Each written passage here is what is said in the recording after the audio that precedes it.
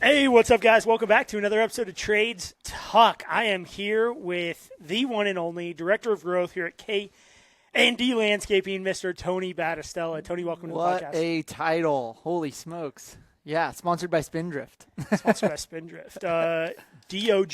Yeah, the dog. The dog. The dog. How do you drink? I just feel like we're in a spaceship, dude. Yeah, if you guys are just listening to audio only, shoot over to YouTube. Check out my YouTube channel, and you can watch us live. Well, not live, but like recorded. Yeah. Welcome to the podcast, Tony Battistella. Pleasure to be here. Got some new equipment, so we're having fun with that. That's why we're out here in the wild. Feels really good. Got some fresh air. Might be able to think clearer now. It's nice. Yeah, we're recording this outside in my backyard, a beautiful backdrop. And if you guys have been following me on Instagram, then you've been watching the progression of the last 6 months. We started this in July, and we've transformed a meadow into a sanctuary. And it's like I wanted to do it just to prove to everybody how big of an impact landscaping a piece of dirt can be, even a half acre. It's a big undertaking, but the results, the outcome, the quality of life through the roof. Yeah, it's changed the vibe of this backyard for sure. It used to be like dog pee and poo and like waist high weeds, and now you can like, oh yeah, I'm gonna go to a cold plunge and then a sauna and then gonna go to the fire pit. The fire pit, I know, outdoor shower, the hot tub, it's the nuts. pool. What a privilege. Well, I will say I'm excited to have some showcase days out here with architects and potential clients and suppliers and talk through some of the different components, because we have so many different components. I mean, we have 10 different hardscape materials. We have a ton of softscapes. We have this outdoor kitchen behind you. The outdoor kitchen, yeah. I mean, it's interesting too. Like I don't know, from the sales perspective, right? You think that it's so easy when you're selling, right? You're like, oh, I'm just gonna come out here, throw a couple plants out here, throw a couple of this, that, the other, sell the dream, deliver the nightmare. And it's like you were able to actually see what that nightmare can be. Yeah. Although it wasn't too big of a nightmare, it gives you a little bit of perspective when you are selling. Well, it's really important on who you pick to be your quote-unquote general contractor. And I see landscaping as like we're the general contractors of the outside. Most of the time, we're overseeing the pool company, the concrete company, maybe the grading and underground company, and we're putting together 5, 6, sometimes 10 subcontractors, electrician, plumber, to bring to life this exterior landscape. And it's way more intense than people give credit for. Oh, yeah. And so they're like, yeah, let's landscape our backyard. My budget's like $10,000. The job of the salesperson, a good salesperson. So talking about sales, Tony, I specifically had you on today because I want to talk about a sales process, or the sales process. Why is it important? How has it improved your life as the director of growth? And what's it doing for you guys in the growth department? Yeah. And maybe start with, what's a sales process? I have no idea. No, I think a sales process is kind of like your North Star, your guiding light. I think it was John Went, or was it you, who said, you don't get into a car and just say, I want to go to the Grand Canyon, and just start driving. Yeah. Right? Because are you going north? Are you going south? Are you going east? Are you going west? You're going straight to the ocean? Who knows? So like the sales process for our team is that guiding light. You can open up that first page and start to feel a little bit more comfortable that you're going in the right direction, and that you have a system that you can follow that'll get you to, most of the time, a good end result. I mean, not everything's 100%. It's continuous improvement. I can tell you that we started the process over a year and a half ago, and we're still making tweaks to it today. And I think that's... Do you think that will ever stop? Do you think you're done with the sales process at any point? Shit, I wish.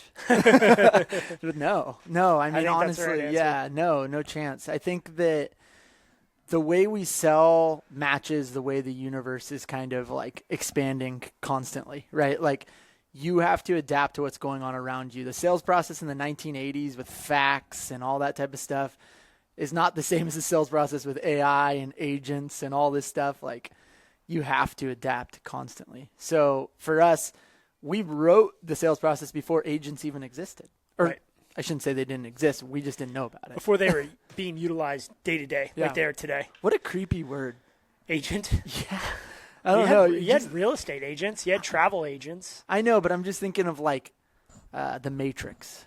Oh, we're in Yeah. the simulation. I know. Not to go back into simulation theory, but I just think of like the Matrix, and the agents, and it's like this constant like trying to avoid the men in the suits. Anyways. Nice. I forgot about that. Yeah, we got That's so good. All right. Let's get us on track. I feel like I need to add 19 more of these. But anyways, sales process, always evolving. Yeah, good person. I don't know if whoever's listening to this. I don't think anyone is. That's all right. I think I'm going to tell everyone to listen. So we're going to at least get like 5 people to listen. Talk to Jamie Clark, right? She's on my team. She's our, pretty much our lead business developer. And, it has helped her tremendously. And hopefully she'd be honest with you if it hasn't been.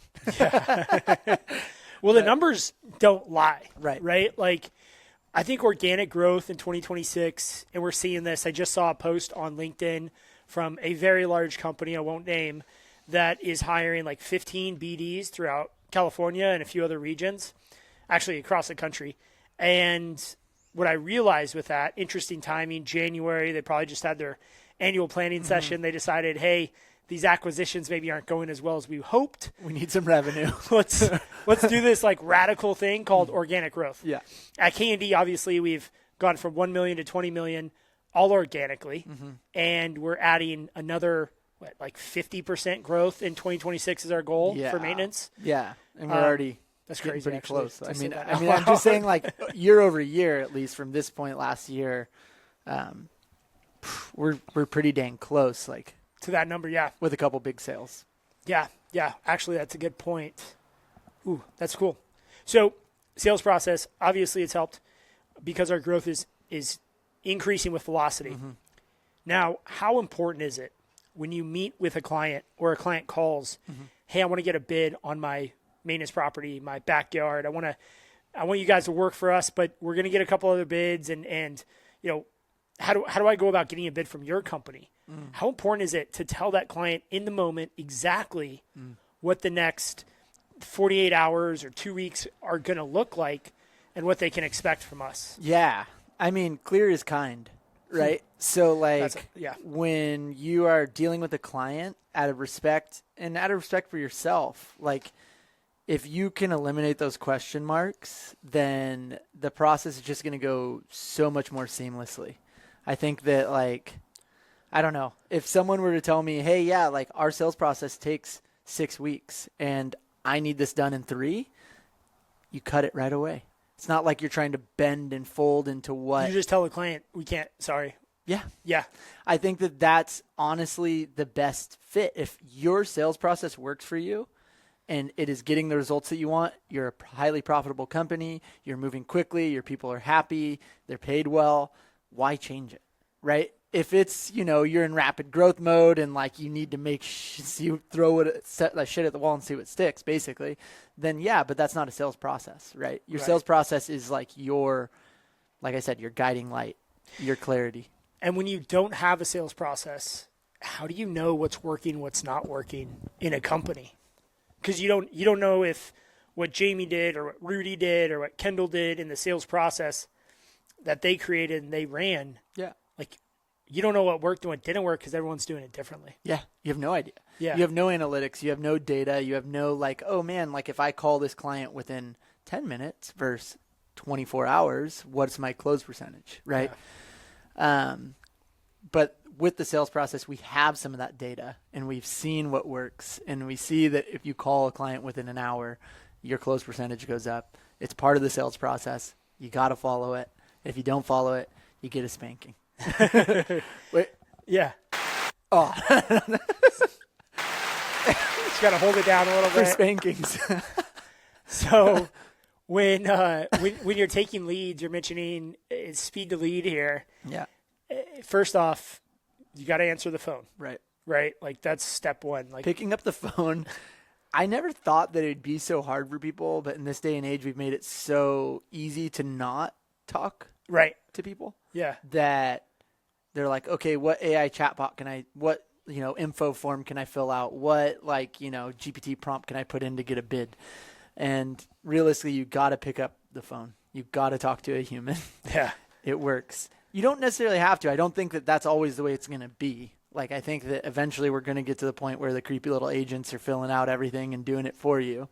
But right now, like, there's still such an importance to talking to your client, picking up the phone, calling them back. If they're making that effort to call you, yeah, you got to meet them with that respect, right? Like, their activation energy is there. They're calling, they're vetting, they're trying to talk to somebody. And if you go, we'll get to them when we get to them. Or send an email. Yeah. Hey, I saw you called today. I saw you called. It's like, no. I've noticed that. Another shout out, Jamie. I've walked into the office and I've seen Nicole on the phone taking a new lead. Yeah. And Jamie standing behind her, like, waiting for her turn to take over the phone call. Yeah. And as soon as Nicole's done, she goes, "Awesome, thanks for all the info. Let me transfer you to our sales consultant or whatever." I'll transfer always you to evolving. Titles are always evolving at K&D. I hate sales. We should call it our growth process instead of our sales process. Yeah, well. So anyway. Continuous improvement. Jamie's there. She takes a lead immediately. Like, there is no callback. It's immediate, right? Yeah. So there's no speed of lead. It's just there. She talks to the client. Hey, I can meet you. It's 9 a.m. Hey, I can meet you at noon today. How's that work? Yeah. That's great. And she's there within 2 or 3 hours. That evening, she's got the bid pretty much done. Like, imagine that process. And, like, everyone listening to this, run yourself through that hypothetical situation. If you were able to get something, even if it's a complex backyard proposal, well, maybe you don't give them a proposal that same day, but you give them a takeaway. Yeah. You give them something that same day. Something to chew on. And a maintenance, like, why can't we do it the same day? No, that's one of my biggest goals this quarter, I would say, is to lock in our production rates tight enough to where we can throw in a square footage from PI. And what's PI? Property Intel. Okay, nice. Shout out to Aspire, or who, I don't know what. Aspire owns them. Okay, there you go. Aspire, Yeah, there you go. So shout out. But that's where we're getting our takeoffs. And if we can get that square footage and plop it straight into a production rate and get a bid that is, there's going to be outliers. There's going to be massive opportunities that we can't just bing, bong, boom, bid. But for, I would say 70%, within that like 2,500 MRR to 7,500 MRR, like, you can probably live within a production rate reality. And when you do that, I mean, it's not the final, No. It's never the final. No. They're never like, great, send me a contract. Yeah. It's a starting point. Yeah. But if you can get that starting point over to your potential client before the competition has had a chance to call them back. Yeah. Like, it's game over. Game over. It's everyone's out here hiring more business developers, and it's like, maybe look at your process. Right. And I'm curious, right? Like, I haven't worked for a big company in, over 10 years. 10 years, 8 years, 7 years. I don't know. How old am I? I don't know. Dude, I got 4 hours of sleep last night. You look terrible. I look like shit. No, but thank you.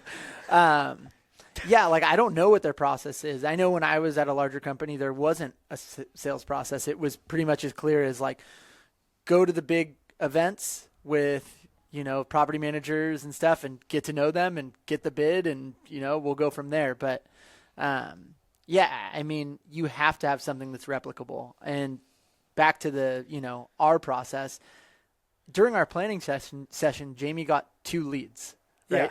And I remember seeing it because it comes on our team's message and we see it and we're like, oh, and for me, I'm like super like you got to get them right now. And I see her like calmly get up, take a call, boom, sit down. We have a meeting set at 2 p.m. today. Yeah. I'm like, yes. Wow. You know what I mean? Like, same day meetings, that's a win. Same hour callbacks on leads, that's a win. Like, we have these indicators of like, hey, this is going to put us way ahead. If we waited 24 hours, and you couldn't get that, site meeting for like 2 weeks, or you just let it fall, you're not going to win. So I want to talk a little, and I completely agree with that. I want to talk a little bit about outbound because, we're talking inbound leads, sales process, but let's face it, a lot of growth in the landscape industry. If your market's expanding, the landscape industry is expanding by 3 to 5% every year. Yeah. Awesome. Great growth above GDP. But if you want to grow more than 3 to 5% a year, you have to capture market share from your competition. Mm-hmm. And that's just the reality of the situation we're in. All respect to all the players. Don't hate the player, hate the game. No respect. I hate all the players. Let it be known I hate all of you. No, I'm kidding. Applause. You're like, it's a joke. We might have to cut that part out. No. It's so sincere. It's so fun. I love everyone. No, if anyone knows Tony, that you're way too giving. Anyways, onwards. So on the outbound sales process, what does that look like for you guys? Like, how do you go about cold calling, cold walk-ins, getting opportunities that didn't exist before you initiated that interaction? It's the most old school, new school approach. You know what I mean? Like, nowadays, nobody wants to do that. The people who are winning are going in and making the connections with people. Yeah. And there's ways to automate that on the back end where you can get these leads and get them qualified. But like, nothing is better than getting in front of your prospective client, right? Yeah, absolutely. So like, right now we have a KPI that's like 20 cold calls a week, right? 20 cold calls meaning is that enough? Site visits. No, we're not talking calls. We're talking like in the office, face in front of your client. Face to face. Face to face. Got it. You supplement those with cold calls that are actually calls, but we're calling them kind of the same thing. We have a larger KPI. So, it's just a necessary, and I don't want to say evil because the right person truly enjoys it. Yeah. But it's a necessary part of the outbound approach. Alongside of that is like getting to BOMA, getting to IFMA, getting to IREM, getting to these like these networks that are a mixed bag of vendors and property managers, right? It's like you get into those environments, and those who have been in there for a long time know it's not a selling environment. It's the long game. It's a slow burn. It's like the committees that you're in. It's who you're helping. It's like when the moment's right, it happens. But when they're familiar with you, they're more likely to ask for your help. And that's what we want. We want to help. We want to help. Yeah, absolutely. And that's at the core of so much of what we do, right? Is like, how can we give back to the community with the intention of building and growing our business? Right. And I don't want to say it's like a quid pro quo thing or anything else. It's like, I truly get enjoyment out of that. I think a lot of people do. And the outcome of that is positive. So why wouldn't you do that? And that's kind of in a way what makes the world go around. Yeah. It's like people help out because they want to grow their business and people need help.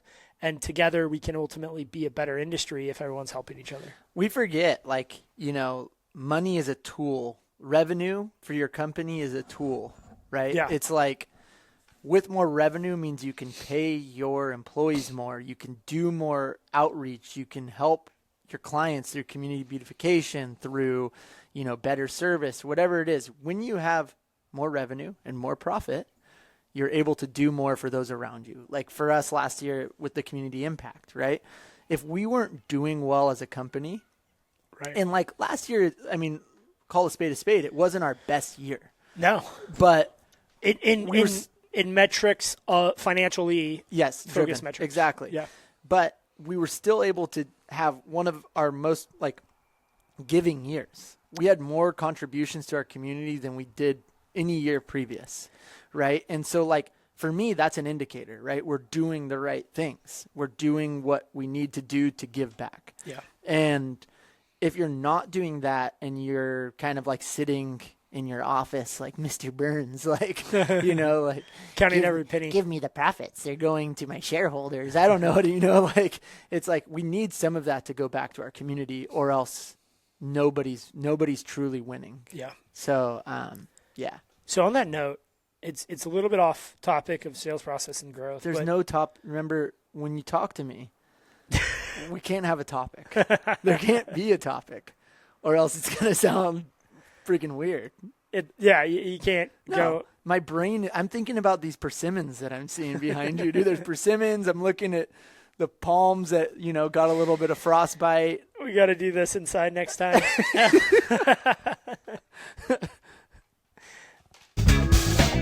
Oh, that's a long one. It doesn't stop. Oh, well, you guys. A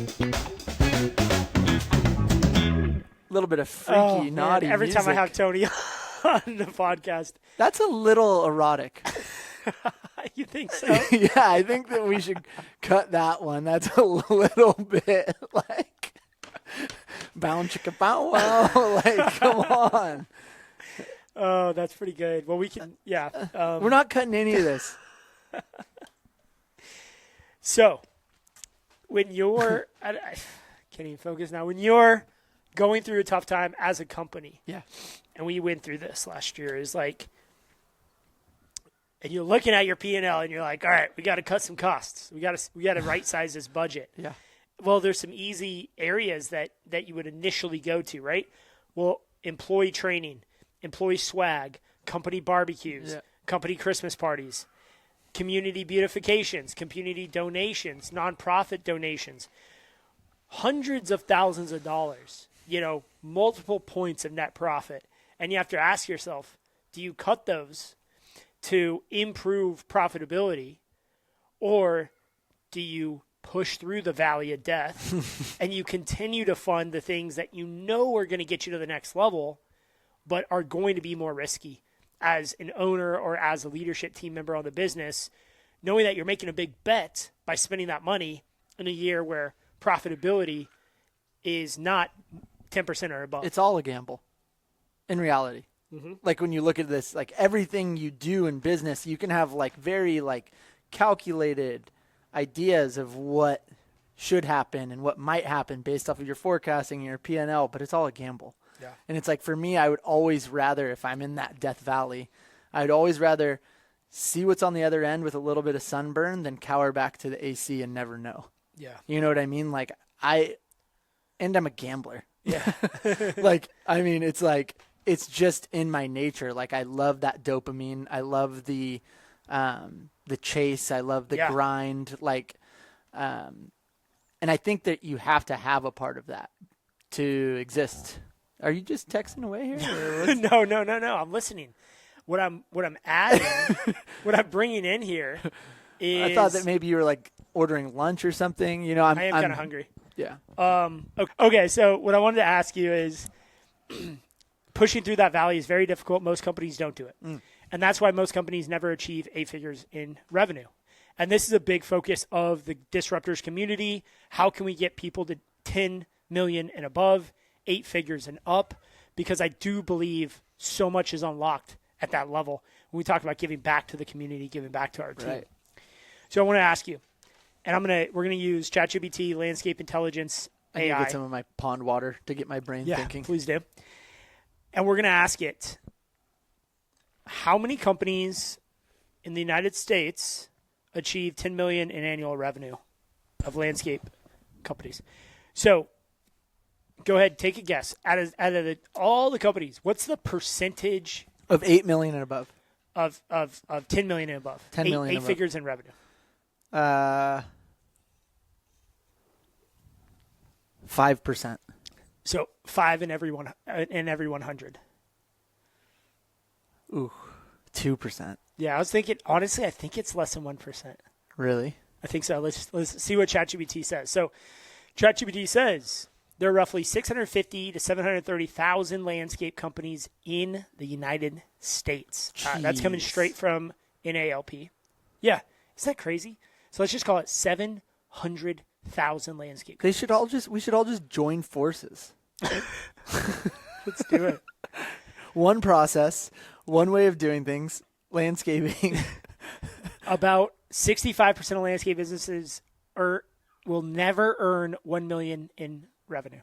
Wow. 65% will never see seven figures. So, and this is a bad term, but like a it's kind of like fly by night, like kind of like weekend landscaper, or is this kind of just like,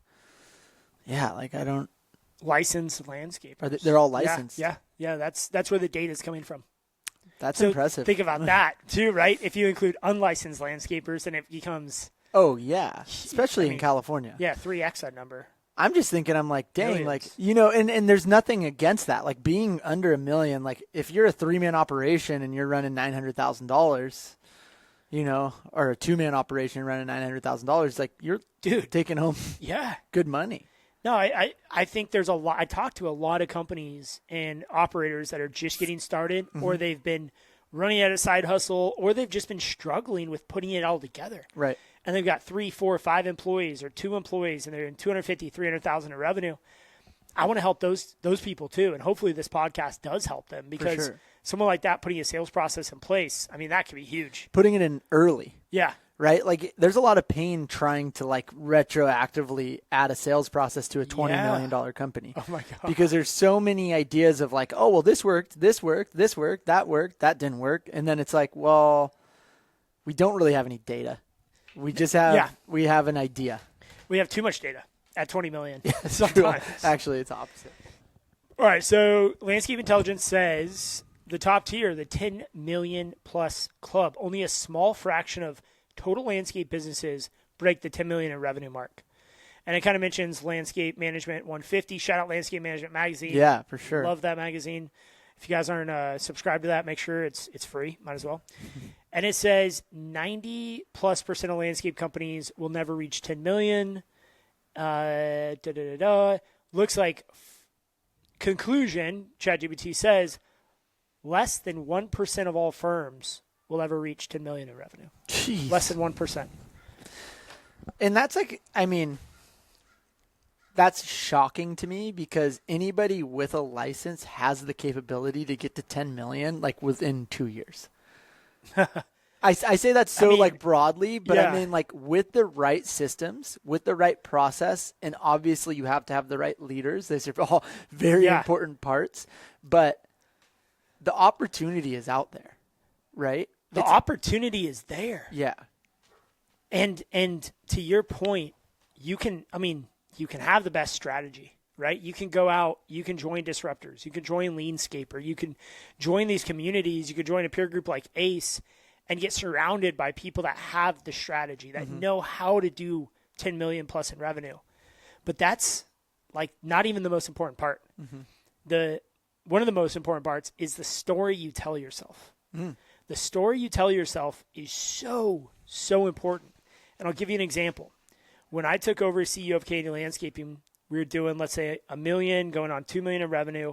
I was at a CLCA event.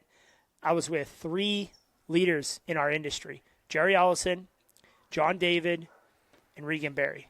And those 3 are the OGs of our local area. And they were telling me, Justin, because I was explaining my plan, 30 million by 2030, they just said, hey, we just need you to be realistic here about the market in Santa Cruz and Monterey. You'll never get above 3 million in this market. It's just not possible. The market's too small. Look at Santa Cruz, look at Monterey. These are small communities. You just can't build a big company here. Now, if you want to hit those numbers, you got to go to San Jose. And I was told the same thing. And I'm not going to say these other names, but I was told the same thing about 5 years ago by some very, very influential leaders who've grown giant companies. Hey, Justin, if you want to hit 20 million, you got to get into San Jose. And all that did was fuel the chip on my shoulder I already had of like dropping out of high school and all that other shit, and said, I can do it. I'm going to prove them wrong. So my story was, I'm going to build a 20 million, 30, I'm going to build a $30 million company in Santa Cruz and Monterey because I want to prove a point that it's capable and possible of being done. Their story that they told themselves every day was, this can't be done. And fast forward 10 years, here we are on the brink of 30 million. In the middle, are we in the middle of Death Valley? Or are we? Yeah, for sure. We're not on the other side. No. We're in the middle because the bets we're making in 2026 could absolutely ruin our company. Yeah, demolish. Like straight up, we could be out of business in 12 months.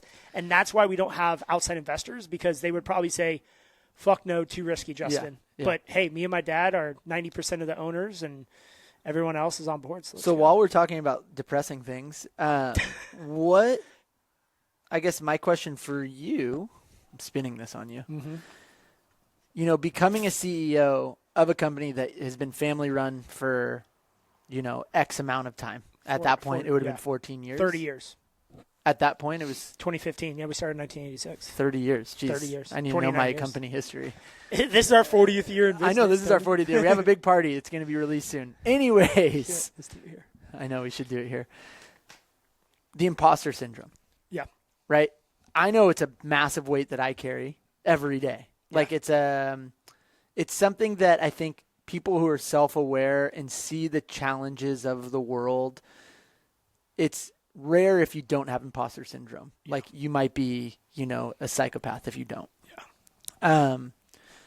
What helped you overcome that naturally? I mean, not naturally, but what helped you overcome that? So it's or did real. you have it, or are you a psychopath? Yeah. Both. Okay.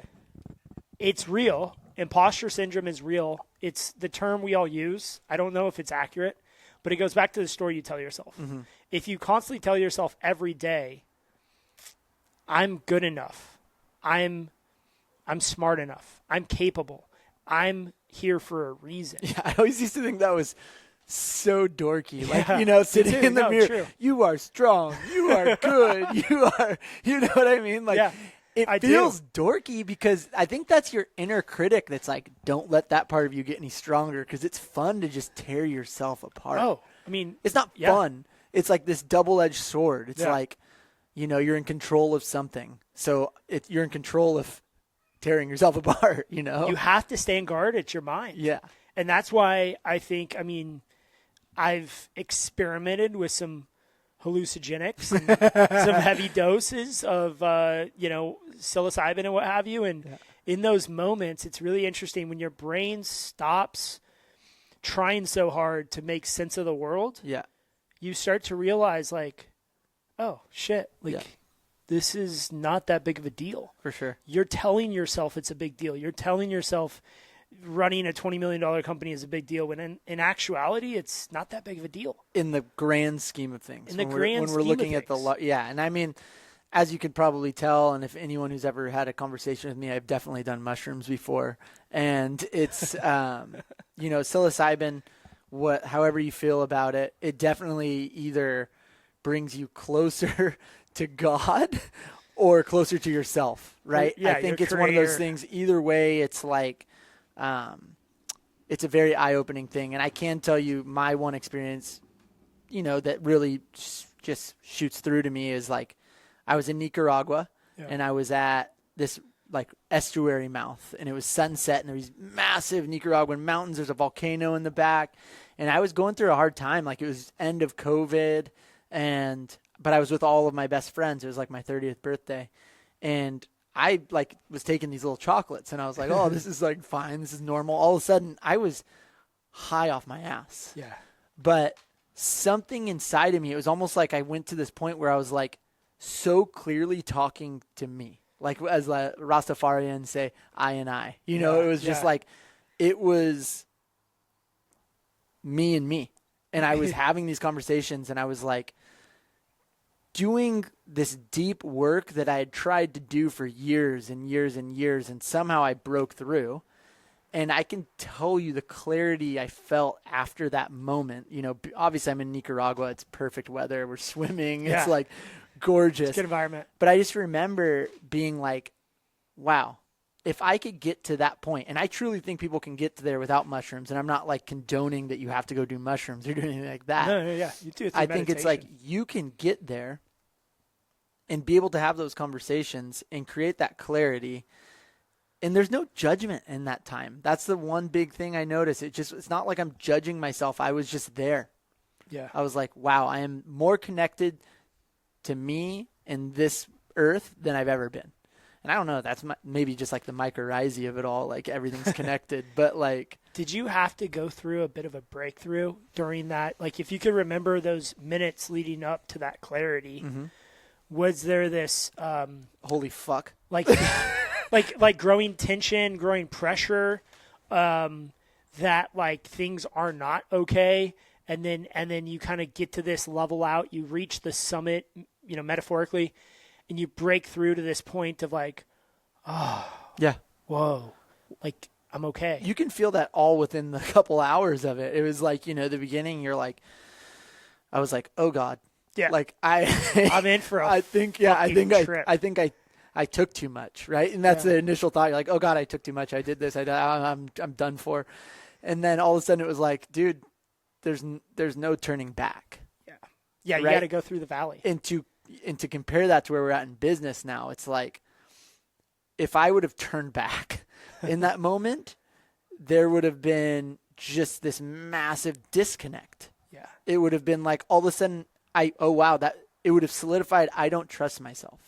Right. It would have solidified that I'm not worthy of a breakthrough. Yeah. It would have solidified all these negative thoughts that, I have on a day-to-day basis. Like even coming to work today, like I have such a massive schedule.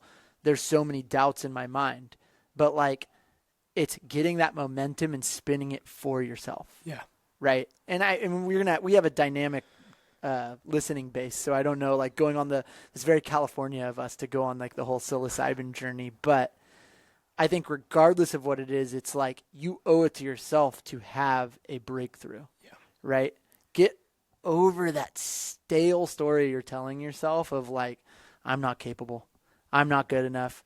This is all that I could ever do. Yeah. Like that's just so played out. And like, I'm speaking out like I have this dialed. I'm speaking to myself too. It's like a daily thing. It's just like I was struggling with this weekend. Yeah.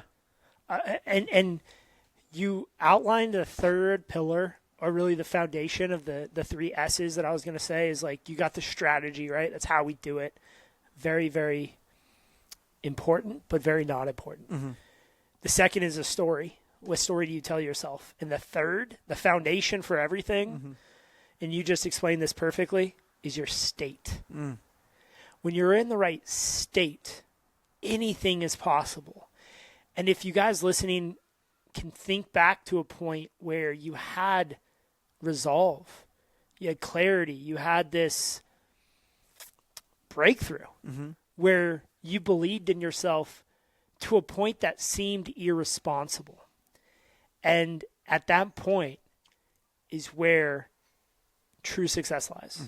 And that is where you have to actually start. Yeah. Because if you don't get in the right state, then the story will never resonate with your subconscious and your internal dialogue. And then the strategy, the how, the everything else doesn't ever matter if you have the best plan, but every day you're telling yourself, I'm not good enough. Yeah. This sucks. Yeah. Like, I don't know what I'm doing. You guys, I hate to break it to you, but no one knows what the fuck they're doing. Nobody. Like, I've talked to a lot of very successful people, billionaires I've had dinner with, and I will tell you, they are dealing with the same shit we're dealing with. Yeah. They just have a few more zeros at the end of their checking account. Yep. And there is a thing to be said about luck. Like you do earn your own luck, but like right place, right time. I think that's the one thing is like if people are not hitting what they see as success, like the expectations of that, they're not like matching it. They're not, keeping up with the Joneses. Then they feel like they're a failure. But like you might be in the room just like Steve Jobs and his posse were in the room when they're talking about unveiling the iPhone. Like you don't know that you're not there. Like, so don't eliminate the idea that it could happen, right? That's the faith. That's the belief, whatever. If you believe in God, Christianity, whatever, that's the belief that you have. That's like, it could happen, which is also a quote from Angels in the Outfield, which is one of my favorite movies growing up, but it could happen. You know what I mean? I think it's like one of those things you have to believe, or else what's the point? Right? And I'm not saying like go kill yourself, but it's like, why do what you're doing if it's not fulfilling you? Yeah. Change it. Yeah. Change it. You don't want to be in business? There's so many things. Go draw something. Someone will buy your business. So on that note, like, you've built yourself into a leader over the last 2 years comparatively to every role you've held. Today, you're on the leadership team of a $20 million company. You're in charge of sales and marketing at this company. What is that like to go from, punching the time clock, so to speak, to being, this work-life integration? I mean, you and I traveled a ton last year. Like, if you really added up how many hours you worked last year, if you consider those overnights and everything else we did, I mean, it was probably 3,000 hours easy. I mean, what's that journey been like? I mean, can you say it's been the best thing ever and the worst thing ever? Yeah, I think I mean, there's moments, I think just through growth where you're like, wow, this is so spectacular that I have the capability and the responsibility of something great, right? To create something great, to bring it to the next level. And holy fuck, this sucks that I have the responsibility to create something great. And I think that those two things can be true at the same time. And it's been a learning process, man. Like, just even today, like coming in, I'm like, I have to look at our marketing analytics. I have to make sure that all the people on my team have the right KPIs. I have to make sure our goals are there. I have to make sure that we have a playbook for marketing, that we have, I have all these things in my head. Yeah. Which shows that I care. Yeah. Right? But it's also not clear. Right? So, like, when I say clear is kind, sometimes that means being kind to yourself and, like, creating clarity for yourself. Right now, I'm only focused on creating clarity for my team. Right. Oh, interesting. Yeah. And so, like, that being said, drawing this back to your question, what is that like? It's a privilege, but it's with great power comes great responsibility kind of thing. Yeah. And, not getting too big for your britches in a way. Like, I'm very much learning as I go, trial by fire. But I'm hearing like you're really focused on your team. Yeah. More than yourself, which is a pretty big challenge to deal with as you become a leader, right? Because as a doer or a manager or whatever, you're just focusing on making sure what you do is right. And then as you become a leader, it's not so much about making sure other people are doing what they're supposed to do, but it's making sure that they're doing those things right, and you're giving them the clarity to be successful because their success now rests on your shoulders. Yeah, for sure. Yeah, I mean, I think that's what it all comes down to. If they feel like they can come in every day and have that objectivity, like that, like, I did this, I did good type thing, it makes their life easier. Or not easier, but just clearer and more fulfilling. And if they want to be a leader, then you give them that pathway. But some people just are okay with hitting their objectives, right? And just being like, I'm out. Like, sometimes I envy that, right? Like, there's times I'm sure we all feel where I'm like, man, I just want to go work at a coffee shop if it paid me the same. I know. Where I'm just like, I'm making coffee, I'm shooting the shit with people, I'm putting a smile on their face, and here's your latte. See you later. Yeah. And it's 5. I'm out. Later. I'm going home, and until, 9 a.m., I'm just, kind of doing whatever I want. It's not like that in a 20 million to 100 million growing company. It's, there's no checking out. No. To that point, like, do you think the coffee shop barista is wishing they were grass is always greener, huh? In a leadership position of a big company, right? Like, I don't know. It depends on who you ask. My favorite people in the world are artists, right? It's always perfect. Yeah, like they go ahead. It's a means to an end to do what they're truly fulfilled to do, right? Like, people are working at a coffee shop and they're happy to work at a coffee shop because it means that they can go work on their art when they get home. Yeah. Or, like, I don't know, anybody who has something that they create or bring, maybe they're in stand-up comedy, maybe they're an actor, whatever it is, like, I truly appreciate those things, because I think in business you can get very, like, it just, the objectivity of it all kind of gets a little bit sad. And I like people who can be like, oh, wow, like this truly is just so I can pay rent. So totally. I want to ask you a question on that note, is like, this idea of a creator versus a manager. Mm-hmm. A manager is managing their time, is managing things, is managing other people. A creator is creating things, right? And I think sometimes in business, especially as you ascend as a leader, you don't realize how much creating you're actually doing. And it's hard to recognize it because you're not creating a painting that you can show, or putting together a comedy skit that you can go do on Friday night, but you're often creating a lot of things. Yeah. It's just harder to measure. You got to work harder to see the things you create. And so I want to ask you about this concept of a creator versus a manager. Where do you feel like you fall in? Are you more of a manager? Or are you more of a creator? And why? Today? Yeah, today. Today I'm a manager. Okay. Today, not saying as my whole experience, but today with what I have going since the beginning of the year, we have this vision and plan that we've created. Now it's time to make sure everyone's, on board, and making sure that we, hit the stops that we need to hit, pick up who we need to pick up. But like, I can say there's a lot last year of creating, right? Like there was a lot of philosophical thinking, or like, maybe like top level thinking of like, how can we actually achieve what we're setting out to achieve? And that in itself is creating a plan. It doesn't feel the same as like peacefully doing a watercolor on the coast. But it is creating. You are correct. And I think the art is, how do you do that without losing that human connection? Right. Like, how do you lead? How do you manage? How do you create this vision to create money? Right? This is what we're trying to do. We're trying to make money. Yeah. How do you do that without losing soul? And that's the art. Yeah.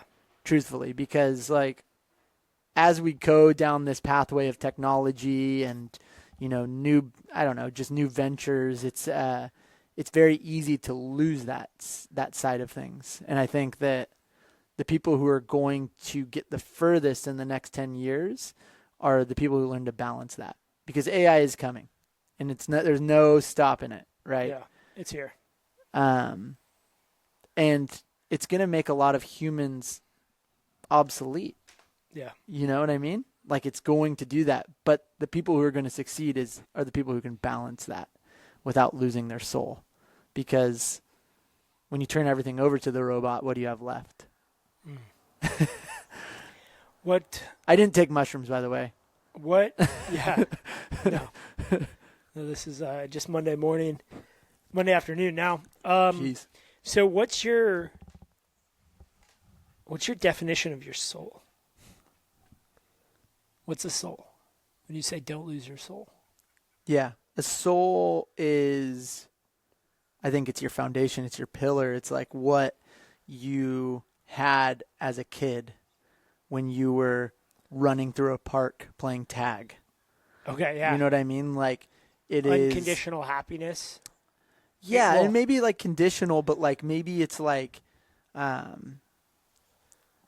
is it you're getting back to that playful state. I think soul is play. Playfulness is like, it's laughter, it's human connection, it's like having a conversation without staring at your phone. It's getting back to what truly it is on almost like a metaphysical level to exist, because we've created all of these ways to escape in life, and we're no longer kind of existing. There's people for hundreds of years who were just living out on a farm staring at the sunset every night, and they're still doing that. I was talking to my therapist. She was like, if you're ever going to do any deep work, you have to learn to talk to your inner child. Yeah. Right? And I think that's not like profound or anything. I think it's very true, but there's nothing more pure. And I mean, I know this now in having a newborn.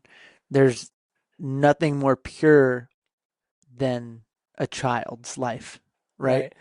They're, not conditioned to think any certain way. They're not, um, What do they? they don't have any KPIs. No. What do they need?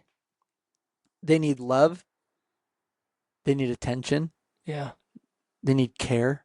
These are all the things that people need. And that's the thing that, hey, Mr. Robot over here, that's the thing AI could never do, right? And Right. that's the hard part is that like AI will be able to do 90%, but that 10% of like truly what you needed as a child, what you needed as an infant, like you don't think about it as an adult. Yeah. Somebody took care of you. Like, I mean, as a new parent, I'm like, wow, whatever fuck ups my parents might have had growing up or Yeah. whatever, like they kept me alive in almost a non-conscious state, right? Like Yeah. unconscious, non-conscious, whatever. Like, Yeah. No. Yeah. this is all coming to me now. I'm like, wow, like it's so beyond KPIs and stuff like that. But then I think about like when I'm younger, it's like when you laugh as a kid, it's so pure. Yeah. When you like play as a kid, it's so pure. It's not until you're conditioned by the universe, by the world. I shouldn't say universe, but by the world and by the people around you, till you start to get a little bit more fucked up. You know what I mean? Like it's getting back to that state, I think, is the soul. Right. And so I know when I'm stressed, it's the craziest thing. I can be the least soulful person or the most soulful person. Yeah. Like I see it in myself. I'm like, wow, I'm a prick right now. I'm a jackass who's only focused on one thing, which is like growth and, whatever, Yeah. business. I think the true winners are going to be the people who can still maintain soul within the workplace while adapting and adopting new technologies. Yeah. Right. And like, it's not, we're all kind of blinded, right? It's not profound. It's not profound that you want to hang out with somebody and laugh Right. or like maybe just go fishing and you're not like, worried about, like I said, like KPIs or sales goals or anything like that. You're just being a human. Yeah. And I think that that's where the gold lies. Is there a balance to find here between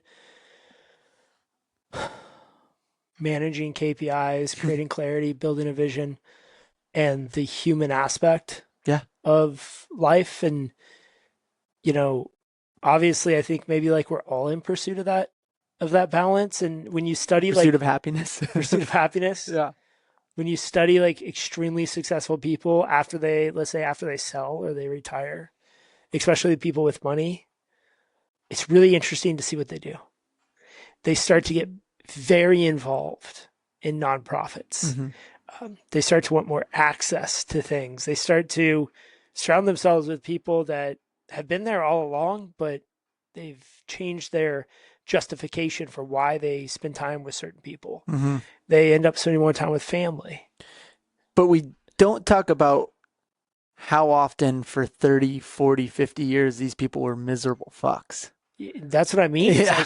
like, why don't, like, where's the path to make a balance in that where you can have that level of appreciation for life and that intentionality Mm-hmm. to do what you want while creating a successful financial outcome for Yeah. yourself and for your family. It can be done. I think, I mean, I wouldn't still be doing this if I didn't think it could be done. Um, there's a couple confines, right? We live in a capitalistic society, so no matter what, you need to make money, Yeah. right? It's a non-negotiable. Yeah. You can't just disappear. Maybe if you had a trust fund, you had a family member that did work really hard and got you guys ahead, great. Congratulations. But 99% of the United States needs to work and needs to have some source of income. Yeah. So that means being successful at work. If you create more success at work, you create more money, you have a larger toolbox to pull from to create pathways for happiness. But as far as like day to day, like I think about my team and I know the massive goals we have this year, and I'm like truthfully, my biggest goal for them this year is to have more fun. Yeah. Right? Because when you're in that playful state, when you're in that soulful state, I think that's when more breakthroughs happen. Mm-hmm. I think we're all just like kind of just force feeding ChatGPT to get the answers we think we want. And It's a strategy. honestly, I see it just building. It's like shit on shit on shit. Like some of the stuff Yeah. that it pokes out for me nowadays, I'm like, dude, this could have been done in 3 sentences. Yeah. Right? It's like The fluff. all that type of stuff. That's not soul. No. That's anti-soul. That's like, that sucks the soul out of me. I want someone to just be like, I'm like, oh, what's this? These are my KPIs, and this is where my sales target is, this is where our pipeline is, and blah, blah, blah. And then they'll give me 6 paragraphs, and when in reality, I just want them to say, that fucking looks like shit. Or, dude, you need to start picking up the phone. Yeah. Like, that's a good enough sentence. Oh, okay, chat, thanks. You know what I mean? Like, at a certain point, humans will win. I don't know when in our timeline, but at a certain point, humans will win because of their soul. Yeah. And I think you can get very business about it and be like, yes, in business, AI and robots are the next thing. But that's not life. Yeah. Life, business, happiness. Sounds like we have another hour conversation, but I'm drinking pond water to feel healthy, dude. I'm drinking AG1. AG1. Oh, AG1. Yeah. Right. Yeah. Shout out AG1. Yeah, maybe they'll Not give us a sponsorship. Maybe. But we have no sponsors at Trade Stock as of this recording, which is kind of exciting. I'm thinking about bringing some sponsors on. What do you think? I don't know. Do they condone the conversations of mushrooms? Yeah, that's a good point. You know what I mean? Like, it's kind of like, it's liberating that you don't have to like say things that potentially sound like they're paid. Right. Yeah, I kind of do like that. But at the same time, everyone we work with that might sponsor us, we truly believe in. So, it's kind of true. Things. Yeah. Like, I'm not, I am in the Disruptors group. I'm not part of the JW group. I'm not part of, the school. Like, I'm not a part of the admin. I don't make any money off of it. But I could 100% with all of my heart say it's an incredible group. Like, and I'm saying that, and it sounds like a paid advertisement, but it's not. Like, I'm sitting in there and I see the people who are at sub 1 million. I see people who are at 25 million. I see people who are at 100 million. Yeah. And I'm like, damn, like, all these people want to get better. And then I see them on LinkedIn, right? And I see them in the world, and I'm like, they're doing what we're talking about.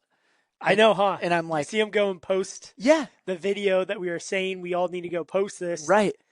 I love the conversation between someone doing 400,000 and 40 million. Yeah.